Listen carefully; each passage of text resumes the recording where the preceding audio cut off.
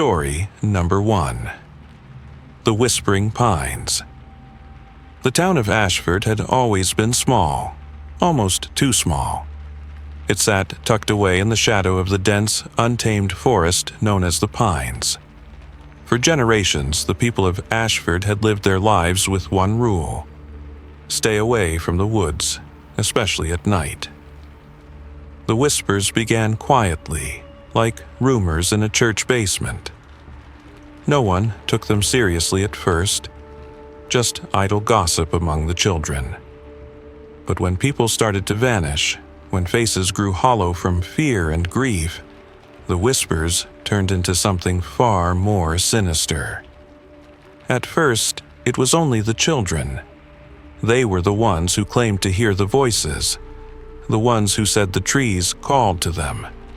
Some described it as a soft humming, like the buzz of a distant lullaby.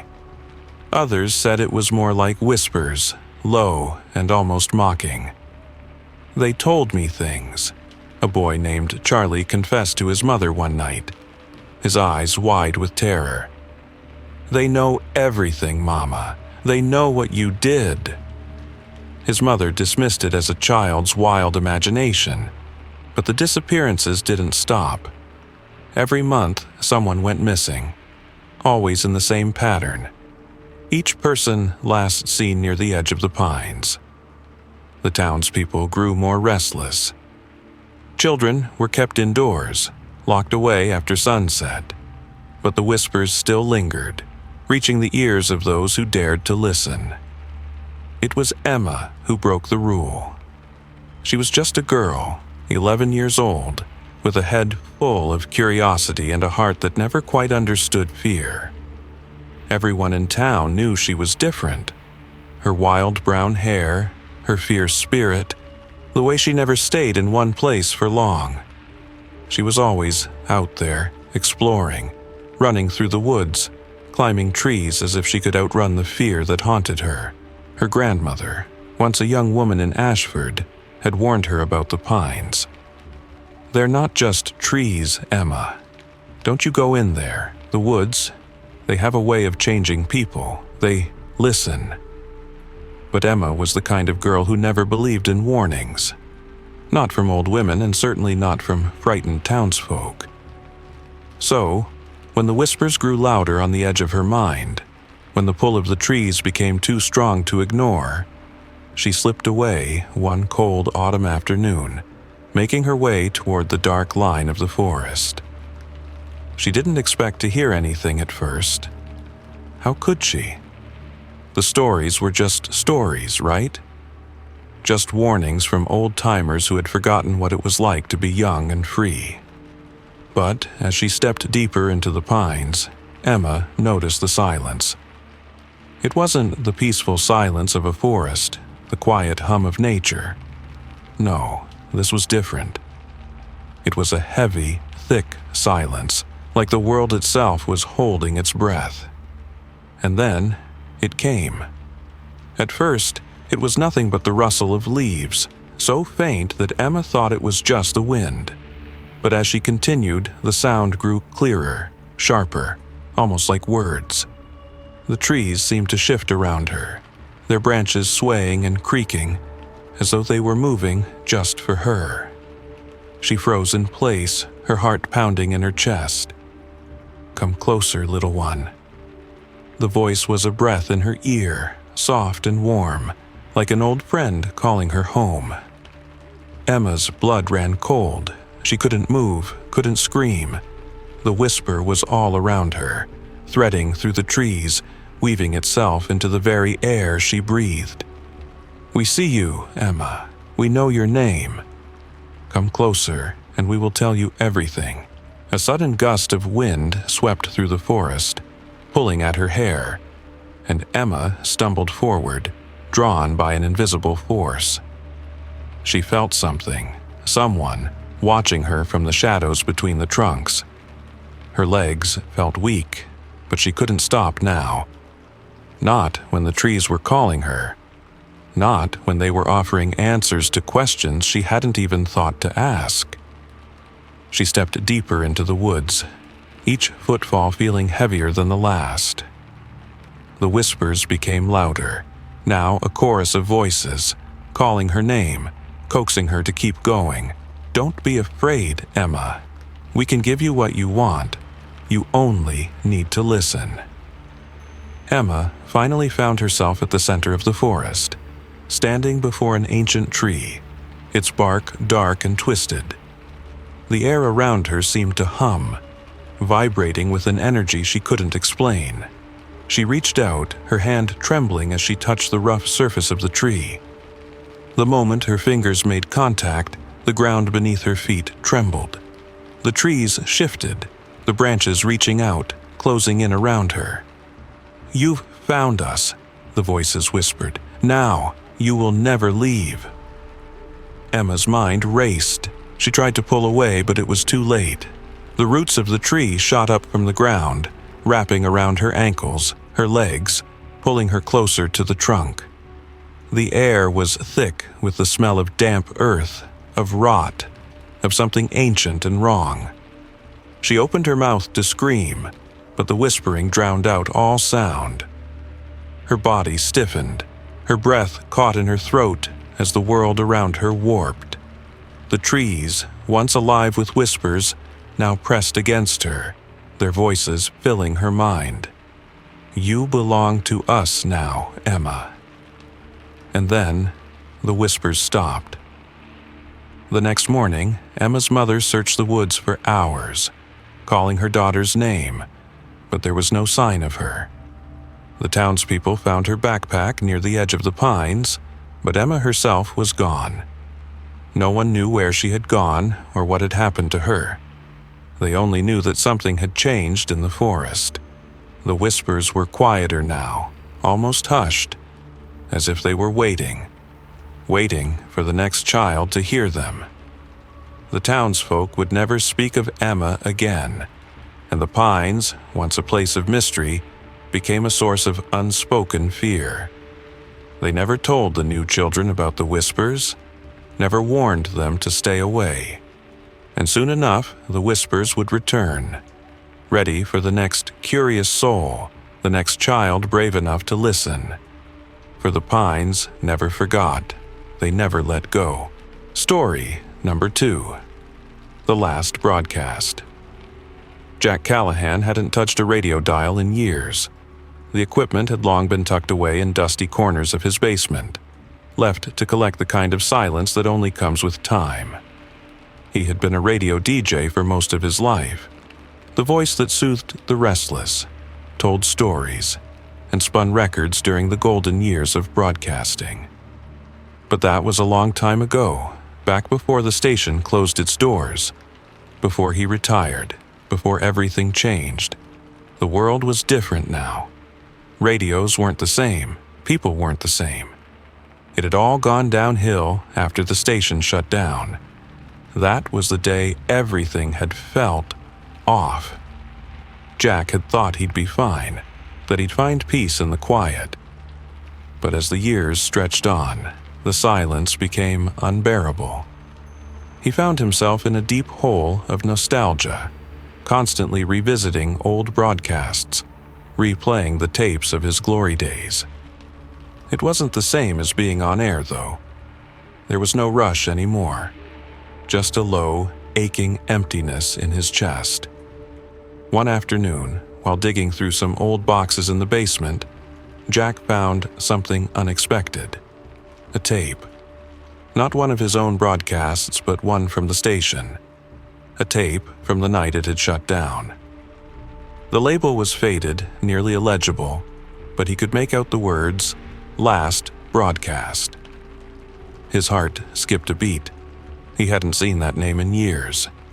He didn't think much of it at first, figuring it was just an old relic, something that belonged to the past, a souvenir of sorts. But as he slid the tape into the player, curiosity gnawed at him. The sound of static filled the room at first, followed by a crackling voice, familiar but distant, like something trying to claw its way out of the past. "Good evening, folks," the voice said. It was smooth, warm, comforting, like an old friend. Jack froze. That voice. It was his old co-worker, Tim. The guy who had disappeared years ago, without a trace. Just one day, gone. No explanation, no goodbye, just nothing. Jack's breath caught in his throat. He leaned in closer to the speaker, listening intently as the voice continued, as if nothing was wrong, as if everything was still the same. "We've got a special show tonight, folks," Tim said. "The station may be shutting down, but we're going out with a bang. Stick with us. We've got some surprises lined up. Don't go anywhere." The tape crackled again, and then another voice joined in. This time, it was Sarah, another DJ who had vanished just a year after Tim. Her voice was light, almost carefree, as she introduced a song, but there was an edge to it. Something dark hidden beneath the cheerful tone. "We're closing this chapter, friends," she said. "But I've got a feeling that some stories, they're never really over." The words hung in the air, like they were meant for Jack, for him alone. He felt a shiver run down his spine. The hairs on the back of his neck stood up. He couldn't explain it, but the voice, the sound of Sarah's laughter made his stomach churn. Something was wrong. Something was terribly wrong. Jack paused the tape, his hand trembling on the player. He sat back in his chair, staring at the machine as though it might come to life and devour him. But something urged him to press play again. He didn't know why. He couldn't explain it. The tape was calling to him, dragging him deeper. He pressed the button. This time, the voices came faster, overlapping, rising in pitch. It wasn't just Tim and Sarah anymore. He could hear other voices too, people he knew, people from the station. There was Craig, the sound engineer who had quit the job after a freak accident, his voice now distorted, like he was struggling to speak from somewhere far away. "It's not over," Craig's voice whispered through the crackle. "You can't stop it. It's coming for you." Jack's pulse raced. His throat tightened. The voices on the tape grew louder, more frantic, as if they were trying to warn him, or worse, draw him into whatever had happened to them, whatever had taken them. And then, amidst the chaos, there was a sound. A low hum, like the power of the radio itself was coming alive, feeding off the energy in the room. The static grew louder, almost deafening, and Jack had to fight the urge to turn it off. The hum turned into a chant, a rhythmic pulsing, and the voices, Tim, Sarah, Craig, and the others, began to chant in unison, calling his name. "Jack, Jack, Jack." He stood up, his heart hammering in his chest, sweat pouring down his face. The room felt smaller, the air thicker. His hands trembled as he reached for the tape player, but as he touched it, the lights flickered and the room seemed to warp. He blinked, and for a split second he could swear he saw a figure standing in the corner, its back turned, its shadow stretching across the walls. The chant grew louder. "Jack, Jack." He yanked the tape out of the player, his heart pounding in his throat. The room fell silent. For a moment there was nothing. He let out a breath he didn't realize he had been holding, his hand still shaking. But when he looked down at the tape, he saw something strange. The label was no longer faded. It was now clear, sharp, with something new written beneath the words "Last Broadcast." It read, "One more time, Jack. One more broadcast." A chill ran through him. He knew, deep down, that he couldn't ignore it. Whatever this was, whatever force was pulling him in, it was far from over. The station may have shut down, but the voices weren't done. The airwaves were hungry. Jack wasn't just listening to the past anymore. He was becoming part of it. And now, there was no way out. Story number 3. The Dollmaker's Curse. When the Martin family moved into the old house on Sparrow Lane, they thought it was a dream come true. The house had character, they told themselves. A bit run down, sure, but full of potential. Emma, the mother, had always dreamed of restoring an old home. She could already picture it in her mind. Fresh paint, new furniture, the smell of baked cookies filling the air. It was perfect. The house had been empty for years. The real estate agent mentioned the former owners had passed away, but there was no mention of anything strange. No one mentioned the dolls.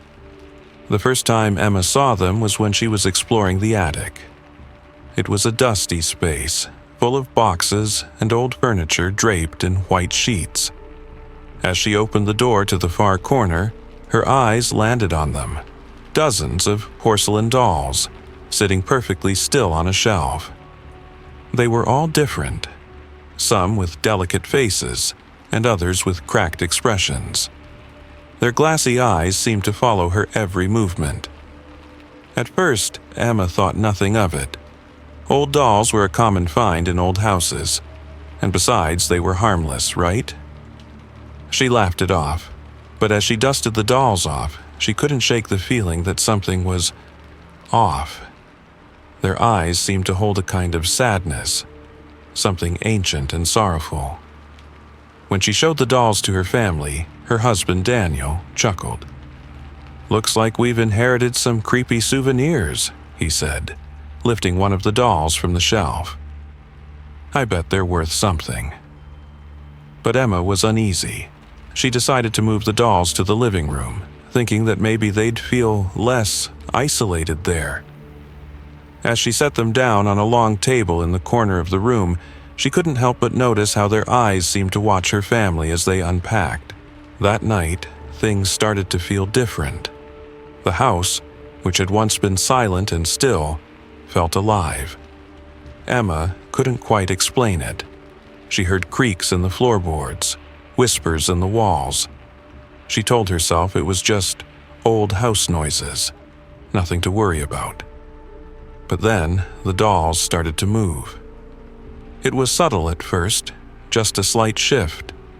One doll's head turned slightly as Emma walked by. Another seemed to inch forward on its seat.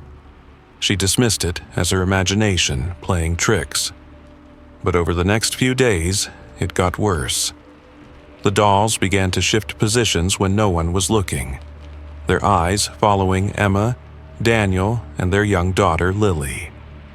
One evening, after dinner, Emma noticed something particularly unsettling. The doll in the center of the table, the one with the cracked face and black eyes, had moved. Its hand was stretched out toward her, as if begging to be held. Emma stood frozen in the doorway, staring at the doll. She had placed it on the table, but now it was almost halfway to the edge. Her heart pounded in her chest. She approached slowly, reaching out to touch the doll's cold porcelain face. As her fingers brushed the surface, a flash of memory shot through her mind. Visions of another woman, an old woman with dark eyes and a weathered face, sitting at a workbench, sewing doll clothes. Emma jerked her hand back, her breath catching in her throat. She knew this woman, or at least she thought she did. The woman was her grandmother. But there was something wrong with the memory. It felt like it wasn't her own, like someone else had lived this moment before. Confused and frightened, Emma began to search through the house's history, digging through old photographs and documents she found tucked away in the attic. That's when she discovered something terrifying. The house had been owned by a woman named Margaret Everly, a skilled doll maker who had lived there over 100 years ago. The woman had been obsessed with creating lifelike dolls, so perfect, so detailed, that people said they seemed almost real. But then Margaret disappeared. Her house was abandoned, her life a mystery. The more Emma read, the more the pieces began to fit together. Margaret's obsession with her dolls had led her to something darker, something she had been warned against. The dolls were never just toys. They were vessels. Vessels meant to hold souls. Margaret had trapped the souls of her ancestors, her family, in the dolls, preserving them forever in porcelain form. The curse had been passed down through the generations, each new doll maker condemned to continue the work, forever bound to the curse. Emma's hands shook as she closed the book, the weight of the revelation sinking in. The dolls in her house were not just lifelike, they were alive in a sense. They were the trapped souls of her own ancestors, each one staring out with hollow eyes, waiting to be freed. But freedom was a double-edged sword. Margaret's curse had made sure no one could escape. That night, the dolls made their presence known once more. Emma awoke to a soft clicking sound. She turned her head, squinting in the darkness. There, in the corner of the room, the dolls were moving, their heads tilted toward her, their eyes gleaming with an eerie glow. The air was thick with a coldness that seemed to seep from the walls themselves. She heard the whispers too, soft, unintelligible at first, but then clearer, like they were speaking directly to her. "Emma, come closer." The voice was familiar, too familiar. It was her grandmother's voice, but it was twisted, like it had been distorted by time and sorrow. "Help us, Emma. You must finish what we started." Emma wanted to scream, to run, but her body wouldn't obey. She stood frozen as the dolls began to move toward her, their porcelain limbs clicking softly as they advanced. Their eyes were filled with hunger, with need. They weren't just watching anymore. They were waiting for something, waiting for her to complete their curse. She turned to Daniel, but he was asleep, oblivious to the terror that was unfolding before her eyes. She wanted to wake him, to tell him to get out, to leave the house, but the words caught in her throat. The dolls had her. They had her family. The curse was not just a family secret, it was a family's fate, and there was no way out. In the end, Emma realized, as she gazed into the cold eyes of the dolls, that she had always known this would happen. The dolls had been waiting for her, calling her, pulling her back to where it all began. She was part of the legacy now, part of the curse, and the dolls, once made with love, would never let her go. Story number 4. The Midnight Train. It was the kind of night that felt wrong the moment you stepped outside. A heavy, oppressive darkness hanging in the air, thick like fog, swallowing up the world around you. Thomas Redding wasn't the kind of man who believed in omens or superstitions. He'd grown up in a world of logic and reason, the kind of world where things happened because of cause and effect. But as he stood on the empty platform of the remote train station, he couldn't shake the feeling that something was off. He had been stranded in the town of Black Hollow after his car broke down, and there was no sign of a mechanic. His phone had no signal, and the small, dimly lit station seemed to be the only thing that hadn't fallen apart in the years since the town had been forgotten. The locals had all gone to bed hours ago, leaving Thomas alone in a town that was starting to feel like something out of a nightmare. When the train pulled up, it was as if it had materialized from the darkness itself. It wasn't modern or new, no, it was an old-fashioned steam locomotive, its brass and iron covered in grime and rust. The doors creaked open, inviting him in. There was no conductor, no ticket taker, just the quiet hiss of steam and the distant sound of the whistle echoing through the night. With a sigh of relief, Thomas climbed aboard. The train was empty, save for a few vacant seats, the kind you'd expect in an abandoned vehicle left to rot. He chose a seat by the window, hoping that the rattling of the train would lull him into a sense of safety. He needed to get back to the city, back to his life, back to the normalcy he'd been running from. The further away he got from Black Hollow, the better. The train lurched forward, the sound of its wheels clicking rhythmically against the tracks. As they moved through the darkness, Thomas watched the landscape blur past. Nothing but empty fields and dense woods stretched out before him. But as the minutes passed, he noticed something odd. A faint light in the distance. It was a glow, a flicker of streetlights up ahead. He could have sworn it looked like a town, his town. The train slowed and pulled into a station that shouldn't have been there. It was a smaller, more dilapidated version of the station back home. The same sign, the same platform, the same faded paint. His heart skipped a beat as he stepped off the train. The town was eerily silent. He'd grown up in a bustling, crowded city, but this place felt like a shadow of it. Empty houses with broken windows, streets that were cracked and overgrown with weeds. There were no people, no cars, nothing. The only sound was the faint echo of his footsteps as he wandered the streets, looking for any sign of life. And then he saw them. Twisted versions of himself. At first, it was a flicker, a movement in the corner of his eye. He turned around, and there he was, standing at the end of the street, staring at him. Same face, same building. But there was something wrong in the way the man looked at him. Something cold and distant. His eyes were too hollow, too empty. "What are you looking at?" Thomas called out, his voice trembling. The other man didn't answer.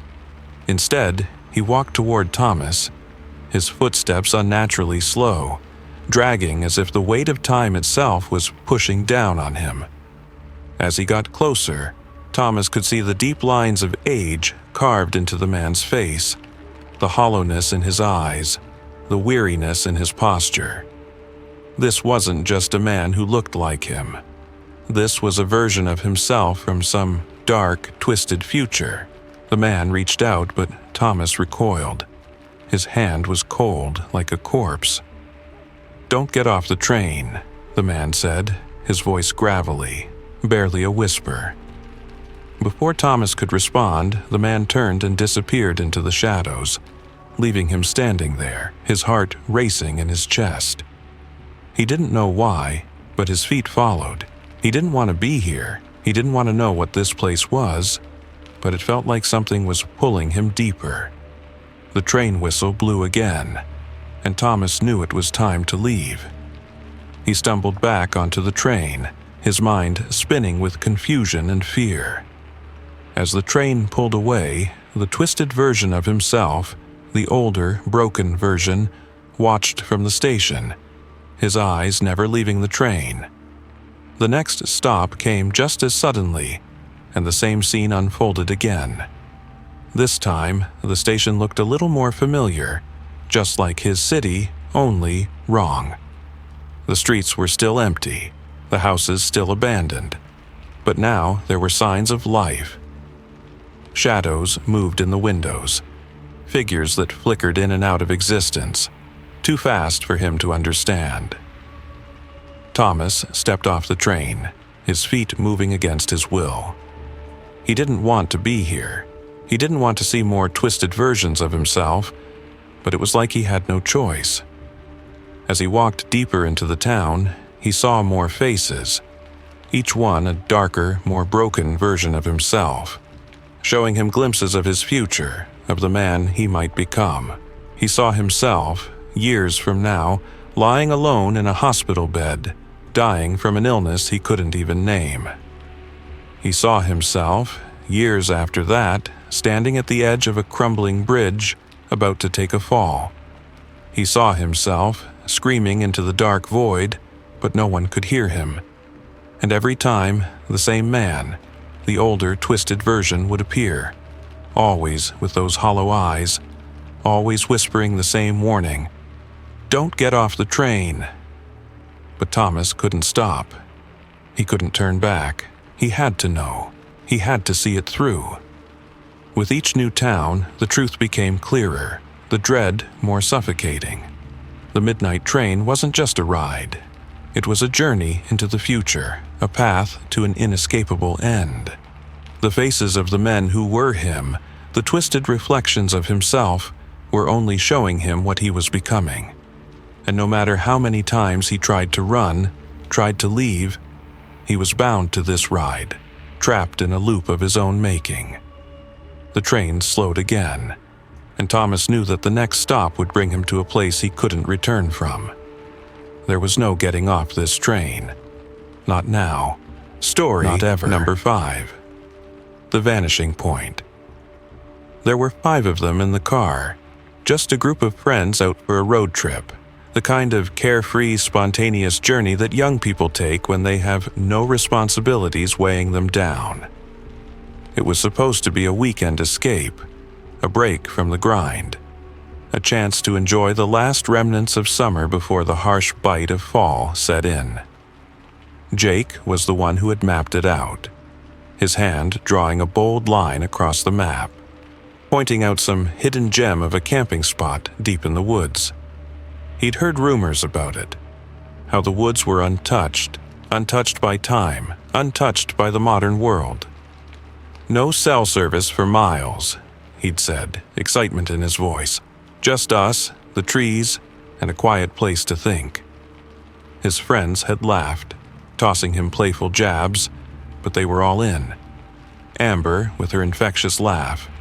Cody, the quiet one who spent more time reading books than speaking. And Mia, who was always up for adventure, always pushing the boundaries of what was safe, what was sensible. They all piled into Jake's old SUV, driving off with the sun hanging low in the sky, the highway stretching out before them like an endless ribbon.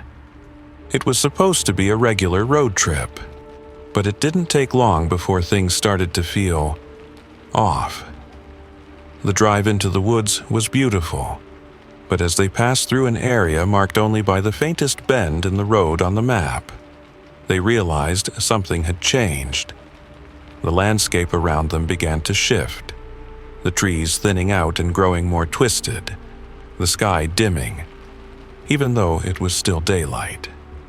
They could hear the wind howling outside, a sound that seemed far too loud for such a tranquil place. "Jake, you sure this is the way?" Amber asked, her voice slightly shaky as she glanced at the map. She wasn't one to get scared easily, but the creeping feeling in the pit of her stomach was starting to grow. "Yeah," Jake replied, trying to keep his voice steady, but there was an uncertainty creeping into his words. He looked out the windshield, seeing the same stretch of road ahead of them, the same lonely trees, the same eerie quiet. But something was wrong. The road felt endless, like it had no end. The trees were tall and thick, their twisted branches reaching out like fingers. The shadows under them stretched unnaturally long, even though the sun hadn't set yet. No houses, no signs of life, just the winding path through the woods. "I think we've been here before," Cody said suddenly, his voice tight, his eyes scanning the road ahead. His hand gripped the armrest, his knuckles white.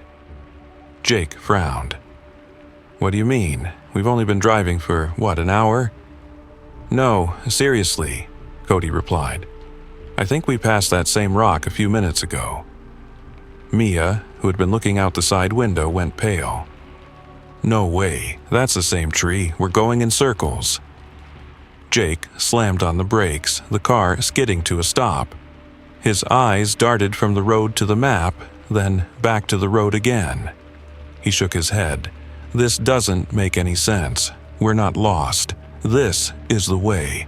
This is the way." But the problem was, they weren't lost. They had passed that same stretch of road several times now, every time thinking they were getting closer to their destination. Every time they'd driven deeper into the woods, and yet the same spots kept appearing. The same trees, the same rocks, the same winding road. The woods around them didn't change. They weren't getting closer to anything. They were just... "I don't like this. Stuck," Amber muttered. "Let's just turn around and go back. It's not worth it." But when they tried to turn the car around, they were faced with the same twisted woods, the same endless road. No matter which direction they went in, they always ended up back at the same spot, the same place, and that's when they realized the truth. They had driven into something far darker than they could have ever imagined. Something wrong. Time wasn't moving forward anymore. At first, it was just the disorienting sense of déjà vu. But then, things began to shift. The trees became more twisted, their branches growing in unnatural directions, their bark almost pulsating with life. The air grew thick and heavy, making it hard to breathe. Shadows moved on their own, flickering and darting across the ground like animals in the dark. But it wasn't just the landscape that changed. It was them. At first, it was small things. Flickers at the edge of their vision, something moving behind them when no one was there. But then the horrors started to take form. Jake was the first to see it, his reflection in the rearview mirror. Only it wasn't him. It was a version of himself, older, worn down, his face twisted in anguish. The reflection didn't look like it belonged to him. It looked like it belonged to someone who had suffered, who had been lost for years. He turned around, heart pounding, but the back seat was empty. "Did you see that?" Jake's voice cracked. Everyone nodded. "What the hell is happening?" Mia whispered. Cody was the next to crack. In the reflection of the passenger side window, he saw his younger self staring back at him, his eyes wide with fear. The kid looked terrified, pleading for help, but when Cody turned to look at him, there was no one there. Just the endless woods stretching out in front of them. And then Amber saw it. Her younger brother, the one who had died in a car accident years ago, standing in the middle of the road, staring at her with wide, empty eyes. His mouth opened, but no sound came out. He reached for her, his face twisted in agony. She screamed and slammed her hands on the dashboard, but when they all looked again, the road was empty. The woods weren't just trapping them in a loop. They were feeding on their fears, bringing their darkest memories to life. Each twist of the road brought them deeper into their pasts, their mistakes, their regrets, and their darkest nightmares.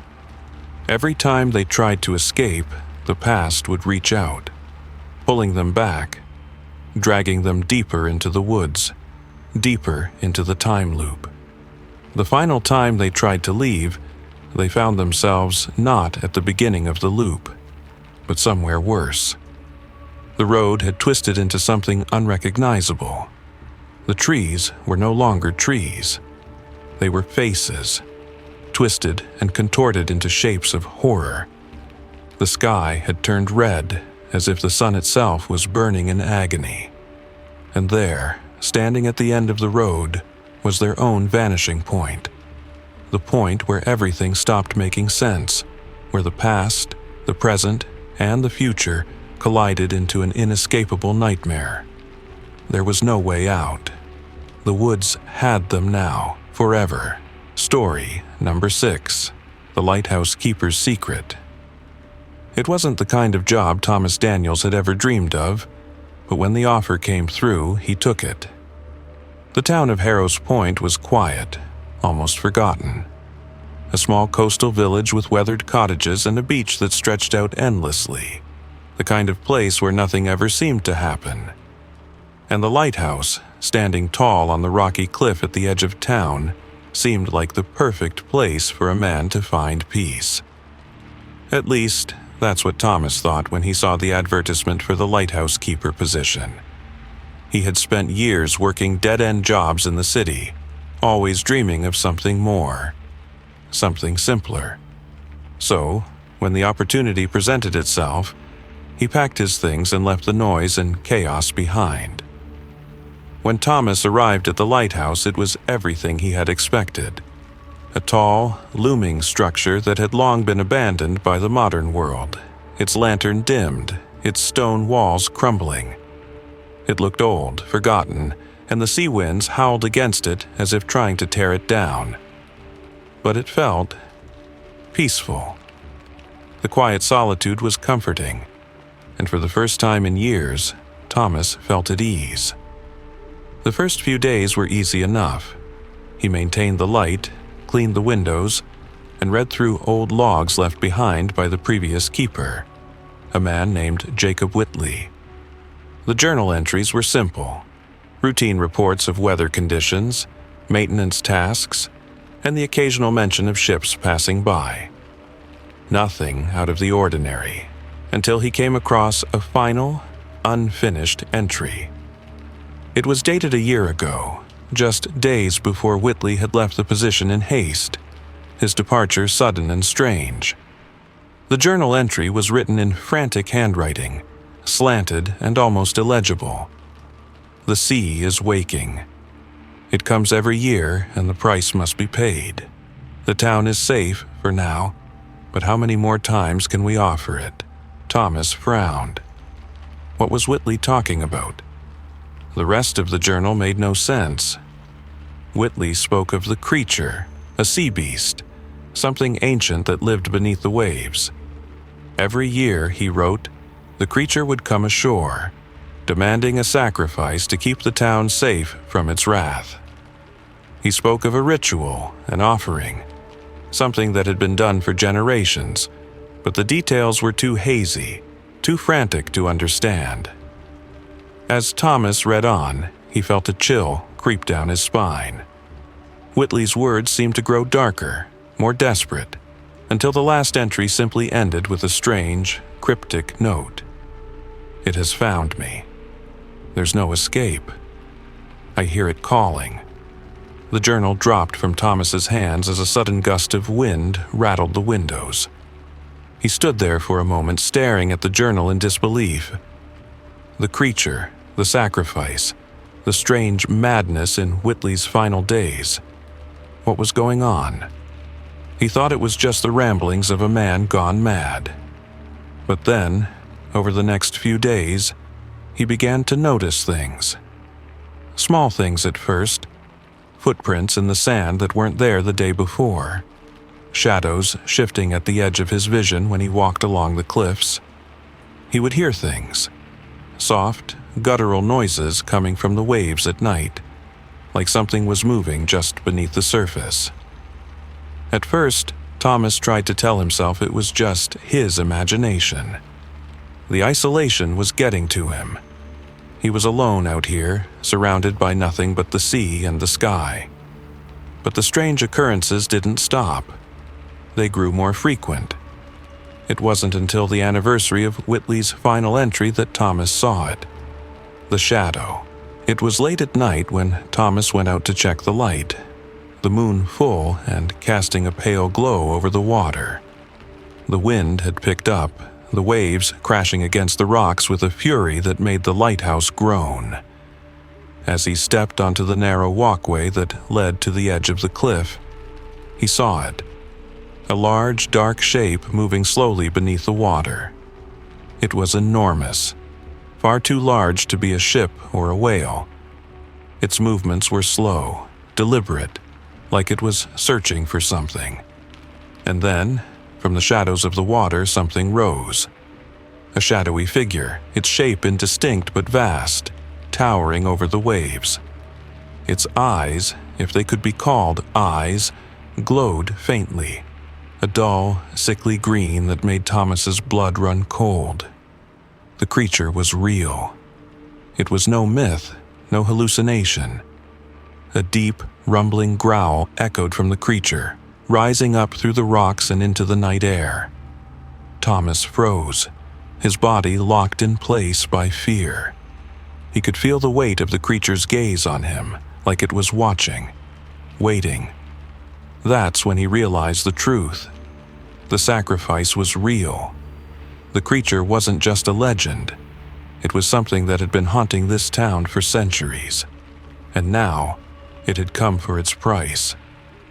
Thomas stumbled back toward the lighthouse, his heart pounding in his chest. He had to do something.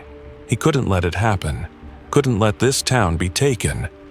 But no matter what he tried, no matter how fast he ran, he couldn't escape the pull of the creature. The ocean seemed to stretch out before him, endless, its surface a dark, unknowable mass. That night, as the full moon hung low in the sky, Thomas realized that there was nothing he could do to stop it. The town had been offering sacrifices to the creature for generations, and now it was his turn. He had come to take Whitley's place. The sacrifice had to be made, and there was no escaping the lighthouse keeper's secret. As the waves crashed violently against the rocks below, Thomas understood that the town would always be safe, but only at a cost. The creature's hunger could never be sated completely.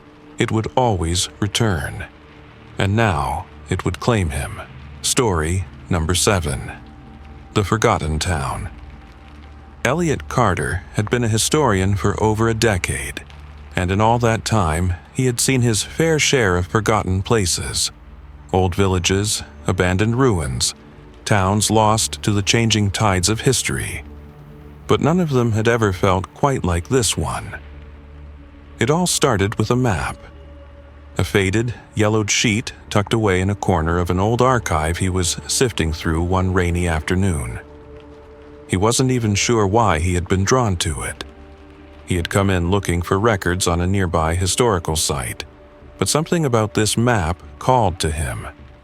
The town was marked with only a faded name, Ashfall. No details, no coordinates, no description.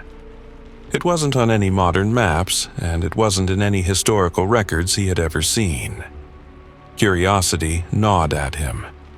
Elliot had spent his life searching for the obscure, for the forgotten, and here was a place he had never heard of, a town that had slipped through the cracks of history. He had to find it. The drive took longer than he had expected. As he left the main roads and wound through narrow back highways, the air grew heavier. The trees grew denser, their branches hanging low as if trying to block out the sun. He felt as though the world around him was becoming smaller, the road narrowing with each turn until he found himself at the edge of a forest. And then, just beyond the trees, there it was, Ashfall. The town looked as if it had been frozen in time, frozen in some distant, forgotten decade. The streets were lined with old, creaky houses, their paint peeling and their windows dark. There were no cars on the streets, no movement, no sound. It was as if the town had been abandoned, left behind by the world. But there was something off about it, something unsettling. Elliot parked his car at the edge of the street, stepping out into the stillness.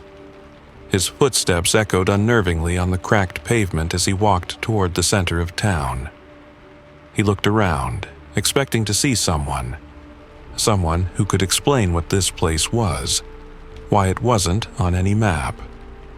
But the streets were empty, and the houses stood silent and watchful, like they were waiting for something or someone.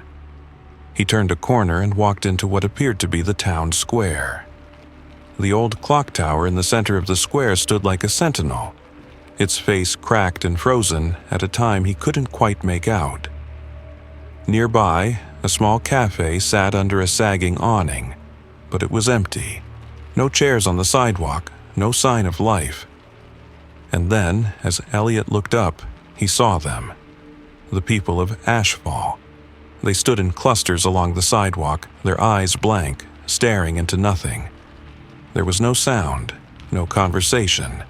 Their faces were pale and expressionless, their eyes hollow, as if they were waiting, watching, waiting for something they had long ago forgotten. Elliot hesitated.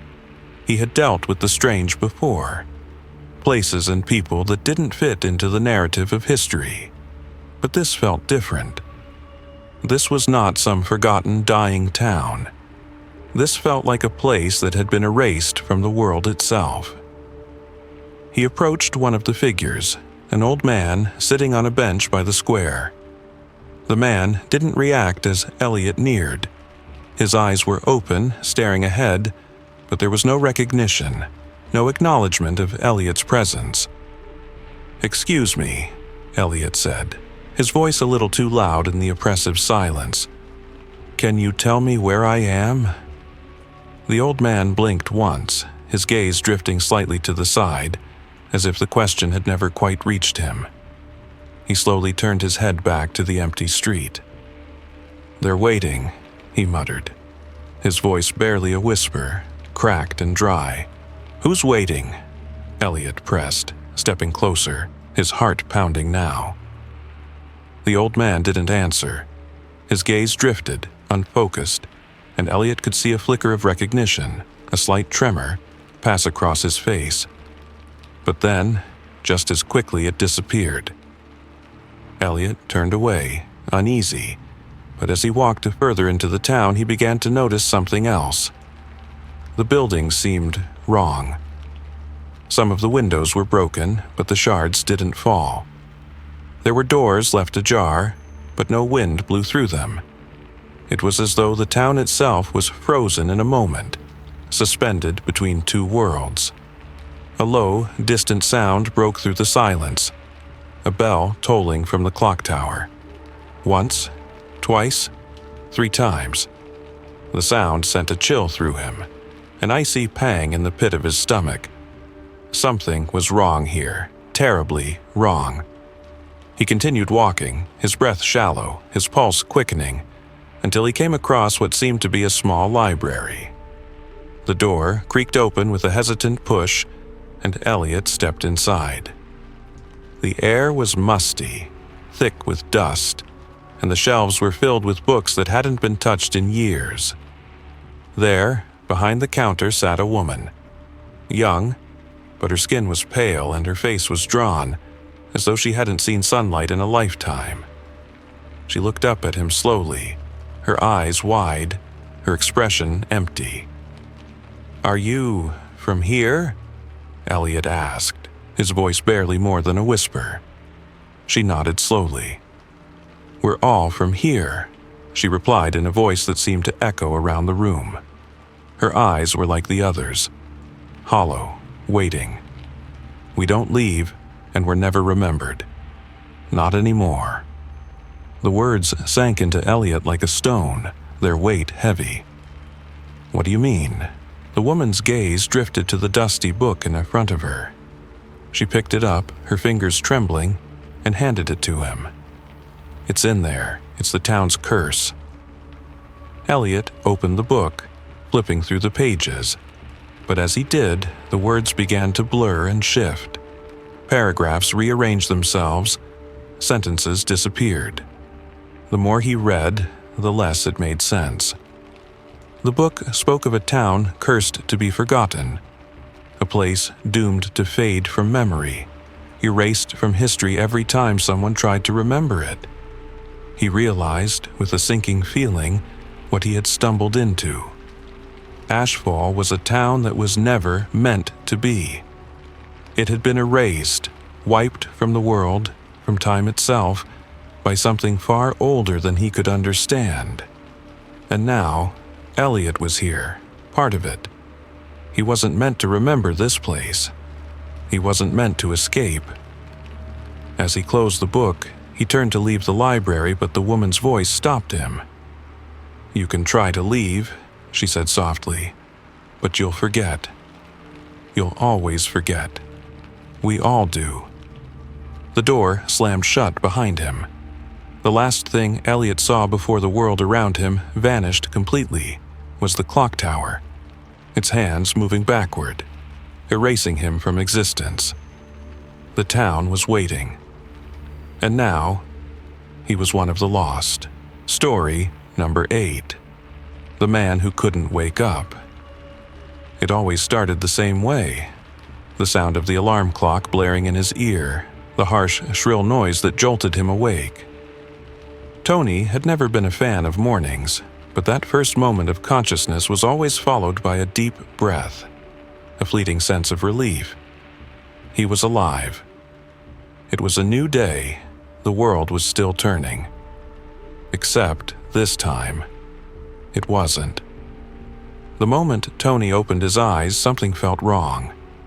He lay still for a moment, staring at the ceiling, his pulse quickening as a slow unease crept up his spine. The room looked the same, but somehow, it didn't. The walls were a little off, the shade of pale blue just a touch too bright, like it had been repainted with a layer of too much hope. The bed was softer, almost too soft. The pillow beneath his head, fluffier than usual. He swung his legs off the bed, standing up on shaky knees. The floorboards creaked under his weight, but the sound was wrong. Too loud, like the house itself was whispering, warning him of something he couldn't yet understand. The light from the window was harsh, unnatural, and he squinted against it as he shuffled into the kitchen. There, he saw it. The family photo on the counter, the one with his wife, Sarah, and their little girl, Ella, smiling at the camera. Except the photo didn't look quite right. Ella's face was blurred, as though someone had smeared it with their fingers, trying to erase her. Tony rubbed his eyes, but when he looked back at the picture, it was the same. Sarah, smiling, but Ella was gone. "Sarah?" he called, his voice hoarse. His heart pounded in his chest. She wasn't there.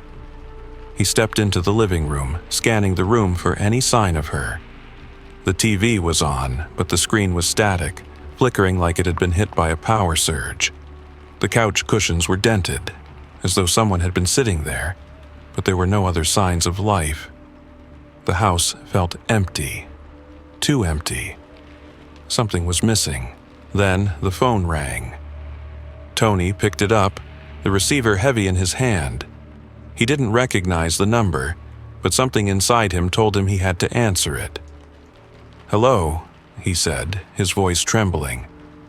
There was only static on the other end, but then, just as he was about to hang up, he heard it.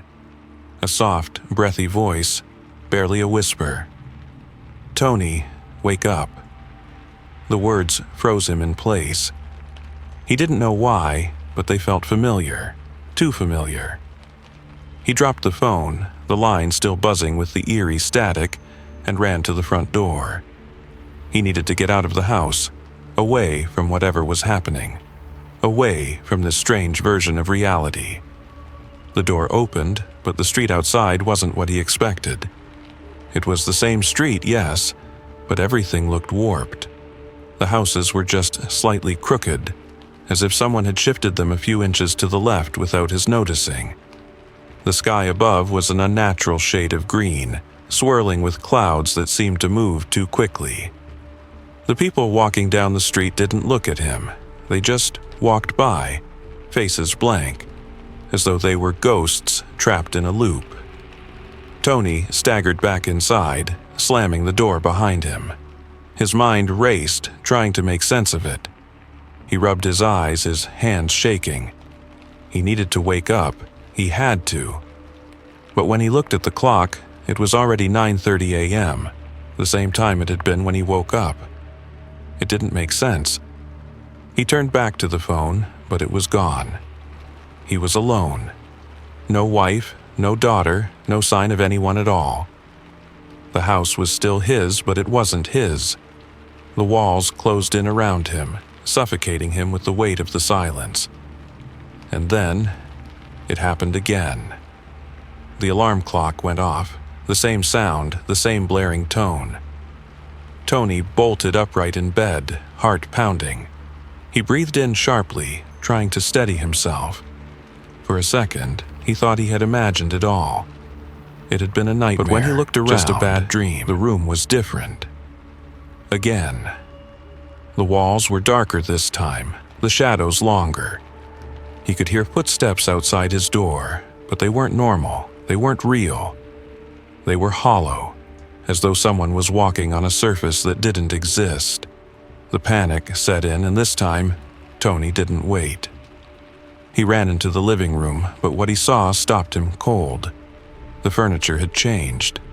The family pictures were gone. replaced with photos of a woman he didn't recognize.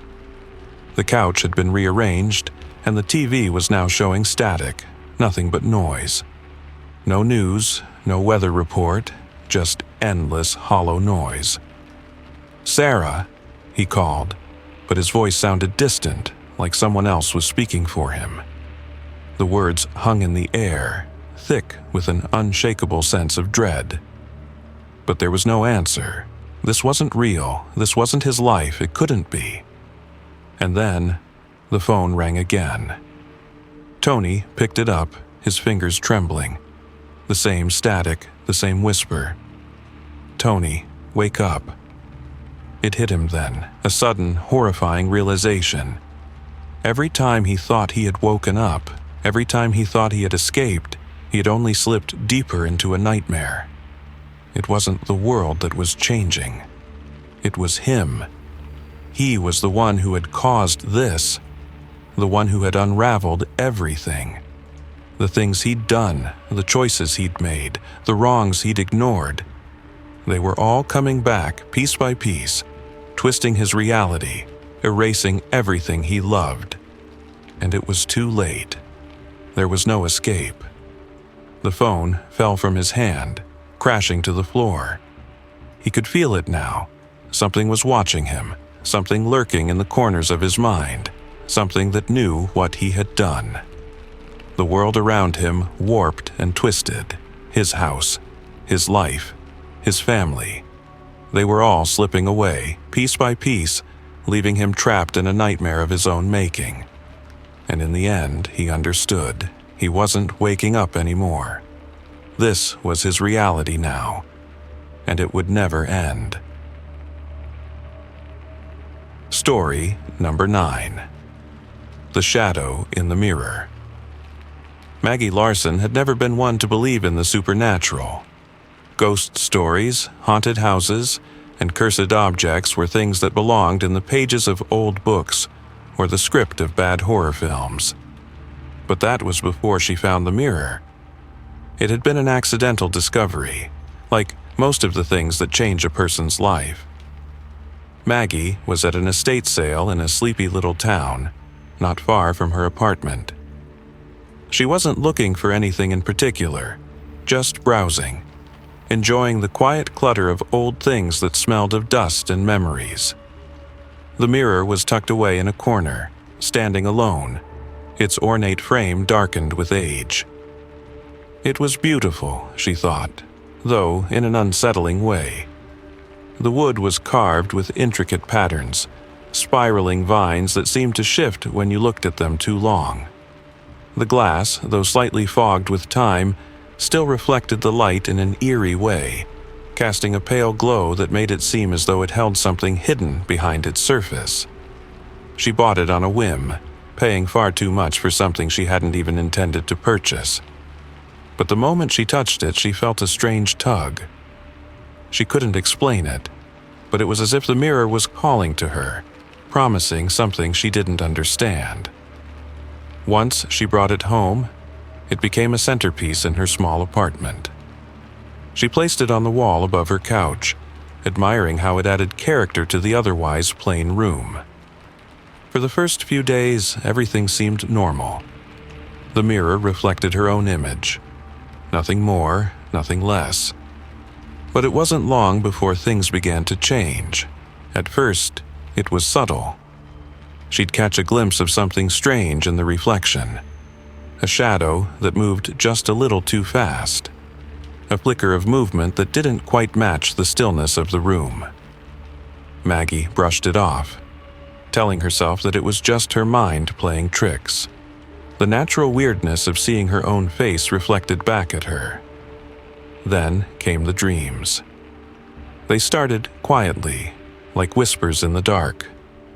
Maggie would lie in bed, eyes closed, and find herself floating, weightless. She was in her apartment, but the air was different. Heavy, thick with the scent of something musty and unfamiliar. She would open her eyes only to find herself staring at the mirror. But this time, the reflection was wrong. The room behind her was distorted, the shadows longer, the walls twisted and warped. The mirror didn't reflect the world she knew, it showed something else. A parallel version of her apartment, but darker, colder, almost alive in a way that unsettled her. It wasn't long before Maggie's obsession with the mirror grew. She couldn't stop staring at it. Every time she walked past, her gaze was drawn to the surface, and every time she saw the same thing. A world slightly out of sync with her own. It was as if the mirror didn't just reflect. It showed something else, something that existed just beyond the veil of reality. One night, as she sat on the couch, staring into the reflection, she noticed something new. At first, it was a flicker, just a shift of movement in the glass. Then she saw it again, clearer this time. A figure standing in the reflection. It was her, at least it looked like her. But there was something off. Her own reflection had a sinister edge to it, something she couldn't explain. Her hair was darker, her face pale and gaunt. The eyes that stared back at her were hollow, empty. The figure in the mirror moved. Maggie's heart skipped a beat. She stood up, her feet trembling. She knew she had to get closer, to look more closely, to understand what was happening. But the closer she got, the further the reflection seemed to pull away. The shadows in the glass deepened, as though they were alive, watching her. Then, in an instant, she saw it. A hand. Slowly, impossibly, the figure in the mirror reached out, its fingers stretching toward her, its cold, bony fingers inches away from the glass. Maggie stepped back, her breath shallow, her pulse racing. It wasn't her reflection anymore, it was something else. Something wrong. The figure in the mirror was no longer just a reflection, it was reaching for her. And this time, Maggie wasn't sure she was safe. That night, she couldn't sleep. The image of that hand, those fingers, kept her awake. She tried to rationalize it, to convince herself that it was just a nightmare, that the mirror was nothing more than an antique with a strange power over her imagination. But as the days passed, the incidents became more frequent. The shadows in the mirror grew darker, and Maggie began to feel the cold air emanating from the glass. She would walk past the mirror, and for a moment, she could swear that the reflection wasn't quite right, as though the world behind her was starting to fade into something darker. She had to know. She couldn't stop herself. The obsession had taken hold. One evening, she stood in front of the mirror, staring into its depths. Her own reflection was still there, but the other version of her apartment was slowly growing more distorted, more alive. The shadows moved, and the air in the room grew thick. She reached out, slowly, her hand trembling, and touched the glass. It was cold, colder than ice. And then, just as her fingers brushed the surface, the reflection reached out. Not with fingers this time, but with something else. Something that was no longer human. A shape, a shadow. A thing that was pulling itself out of the mirror, its long, twisted limbs stretching toward her, grasping. She screamed, but no sound came out. The shadow in the mirror pressed against her hand, pulling harder, its grip tightening. It was dragging her slowly, relentlessly, toward the glass. In that moment, Maggie realized the truth. She wasn't just seeing a parallel world. She was seeing the dark reflection of her own. Her deepest fears, her darkest desires, the part of herself she had long buried. The mirror didn't just show the world behind her, it showed what was hiding inside her. And the more she fed it with her obsession, the closer the shadow came. It was too late to escape. The last thing Maggie saw before she was pulled into the mirror was her own face, twisted in horror. As she was dragged into the glass, she realized that she had become part of the reflection. The shadow had claimed her. And now it was waiting for the next one to come. because the mirror didn't just reflect, it took. Story number 10. The Children's Game. It started innocently enough, like all the best stories do. It was a summer afternoon in the small town of Brookhaven, a place where the most exciting thing that ever happened was when someone's dog got loose or when the ice cream truck came down Main Street. But that day was different. That day, a group of kids found something they shouldn't have. The group was a mix of neighborhood kids, Toby, Emily, Sam, and Lily, each with their own little quirks and wild imaginations. Toby was the leader, always the first to come up with an idea. Sam was the cautious one, always asking questions, always second-guessing things. Lily was a quiet girl, one of those who listened more than she spoke, but when she did speak, people listened. Emily was the dreamer, the one with the far-fetched ideas and stories that seemed too real to be true. That afternoon, while they were playing in the woods behind Toby's house, they came across an old book. It was buried beneath a pile of dead leaves, its leather cover worn and cracked from age. The kids gathered around, curious, pulling it free from the dirt. The book was ancient, its pages yellowed and brittle, the ink faded but still legible. "What is this?" Lily asked, her fingers tracing the strange symbols on the cover. "I don't know," Toby said, flipping it open. "But it looks like it's about spirits or something. I bet it's some kind of old legend." And he was right. The book told a story about an ancient creature, a thing that was born from fear itself. The legend said that it lived beneath the town, deep in the old woods, feeding off the fear of the townspeople. It was called the Hollow Man. According to the book, the creature could be summoned by a simple game, one that children would play when they were brave enough. Toby read the instructions aloud. The others gathered around him, their eyes wide with intrigue. The game was simple. All they had to do was form a circle, close their eyes, and say the creature's name 3 times. "It sounds like something out of a movie," Sam said, looking uneasy. "Yeah," Emily added, "but what if it's real? I mean, it could be fun, a little spooky fun, right?" "I'm in," Toby said, grinning. The group agreed. They sat in a circle, hands linked together. They closed their eyes and said the words from the book, "Hollow Man, Hollow Man, Hollow Man." For a moment, nothing happened. They all opened their eyes, laughing nervously. "See? Told you it was just a story," Sam said, relieved. But then they heard it. A low, guttural sound, like a groan from deep within the earth. The ground beneath them seemed to shift, and the air grew colder, unnaturally so. A shadow, darker than the night, crept along the ground toward them. "Did you feel that?" Lily whispered, her voice trembling. The shadow grew larger, taking shape, twisting and contorting into something unnatural. It was tall, impossibly tall, and its form was shifting, never quite solid. Its face, if you could call it a face, was a void, an empty space where eyes should have been. And then, just as suddenly, it spoke. "I've heard your fear," it said, its voice a whisper that seemed to come from everywhere at once. The children froze, their blood running cold. This wasn't a game anymore. They tried to run, but their legs wouldn't move. The Hollow Man had them, and they didn't even know it. The creature's long, shadowy arms reached out, and the children screamed, but the sound was swallowed by the silence of the forest. It was too late.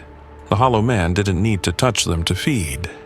It fed on something far worse, the fear they felt in that moment, the terror that filled their hearts as they realized what they had done. That night, they returned to their homes, too terrified to speak to each other. Toby went home and locked himself in his room, shaking. Emily crawled into bed, her eyes wide open, staring at the dark corners of her room. Sam's parents found him staring at the wall, mute and pale, as if all the joy had drained from him. Lily couldn't sleep. She lay in bed, staring at the ceiling, waiting for the shadows to move. The next day, strange things began happening in Brookhaven. At first, it was subtle. The lights in houses flickered, the phone lines went dead, and the air seemed to thicken, making it hard to breathe. People started feeling anxious for no reason at all. A heavy sense of dread settled over the town, but no one could explain why. The kids, terrified of what they had unleashed, tried to forget it. They tried to go back to normal, but the Hollow Man didn't let them. The fear he had fed on began to spread.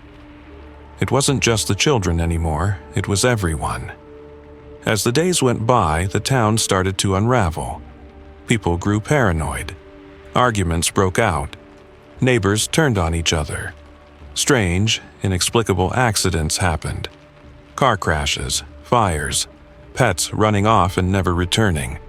The town's once lively streets were now empty, filled only with shadows and whispers. No one realized what was happening. No one made the connection between the strange happenings and the children's game. They had all forgotten about the story in the old book, the game they'd played, the creature they had summoned. But Toby, Emily, Sam, and Lily couldn't forget. They knew it was their fault. The Hollow Man fed on fear, and the more fear he consumed, the stronger he became. They had unleashed him, and now he was feasting on the town's terror. The children tried to stop it. They met in secret, terrified to be seen together, and tried to play the game in reverse. They tried to banish the Hollow Man, but it was too late. The fear had already seeped too deep into the town's bones. One by one, the children vanished. First, Sam, then Emily. Toby and Lily were the last to be taken, their faces pale, their eyes wide with horror as they disappeared into the darkness. Brookhaven was left a shell of itself, its streets empty, its houses abandoned, its people lost to the fear that had consumed them. The Hollow Man had won. And the game, the one that started so innocently, had claimed the town for good. No one knew what had really happened. The children were forgotten, and the town was swallowed by the shadows, never to be heard from again.